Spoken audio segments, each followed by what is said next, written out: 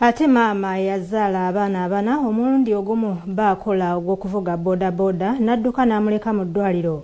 Alaze abaana bano n'engeri gy'abakuzizaamu wakati mu bugubi kakati bawezezza emyezi 9. Ebyembi abaana 2 ku bano basangiddwa n'ebirwadde, ng'omu alina obulwadde obw'omutima ate omulala alina Ania. Rebecca Mbabazi ng'aweze egy'obukulu 3 mu gumu ye yagwawo ekigwo oluvannyuma lwa Charles Kagoda akola ogw'okuvuga bodaboda okumuddukako n'amuleka mu ddwaliro oluvannyuma lw'okukizuula nti yali azadde abaana bano omulundi gumu. Nga Nakawere wa Lukindo Lubise, Mbabazi yalagibwa ku mawulire gafa agataliiko nfuufu ng'alajjanira abazira kisa okumuddukirira okusobola okulaba ng'asasula ebisale by'eddwaliro. Yeyogera buli lunaku Minisita Mama Fiina yenna asobola okunkwatirako mbegayiridde munkwatireko. Mbabazi ng'amutuuze ku kyalo Bukasa Kyetume mu ggombolola y'e Nakisunga mu disitulikiti y'e Mukono tumusanze ku ddwaliro lya Mukono Church of Uganda gye yazaalira ng'atutta abaana mu ddwaliro abasaba okusobola okubeekebejja kubanga babadde balwadde. Abaana abana basobola basitula nzekka era bwefunawo emergency naddala okulwala kwabwe making sure nti noonyako kukyalawo bwembeera abankwatirako. Kati jjukira abaana bwe baba balwadde abatayagala kumunyigiriza abayetaaga wati wabeewo ng'asituddibwa asuli omuntu omu nga yamusitudde.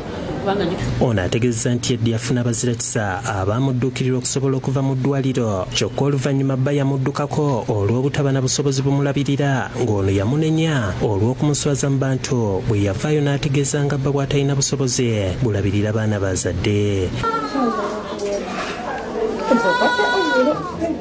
Wabula ate ebyo nga bikyali awo, Mbabazi ategeezezza nti abasawo bamufuuye amawulire agayongedde okumwennyika omutima bwe bamutegeezezza nti 2 ku baana bano balina obuzibu okuli omu okuba n'ekituli ku mutima n'omulala ng'alina ekirwadde kya Ania. Dr. Simon Peter Nsigo akulira eddwaliro lya Mukono Church of Uganda atunnyonnyodde embeera abaana bano gye balimu. Leero tumakinze emyezi almost 9 n'ennaku ntonotono okuva abaana bano bwe baazaalibwa era ng'abaana bakula bulungi bonna bagayinize weight bulungi okusinziira ng'era bwe tusuubira. Wabula nategeezeddwa dokita w'abaana nti baasangibwamu ebizibu oba obukosefu obwajja mu kuzaalibwa mu lusawo bwe tuyita congenital abnormalities.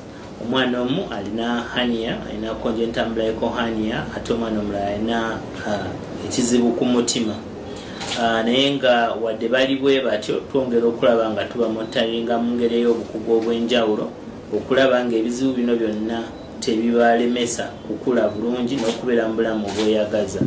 Maama waabwe afubye okulaba ng'agoberera amateeka g'abasawo era ng'abalabirira bulungi era kye kimusobozesezza okulaba nga abaana bano bakula bulungi era nga baba mu mbeera eyeyagaza.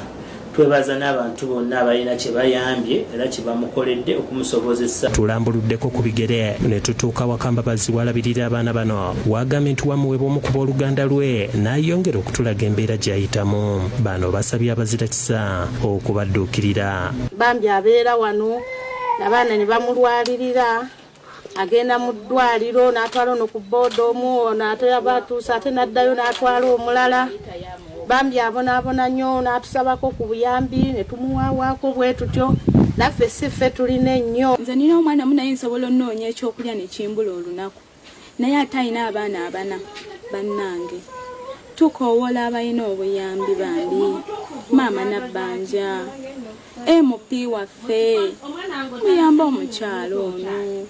Henry Nsubuga yakusakidde eggulire lino ku Lwavuddeko TV.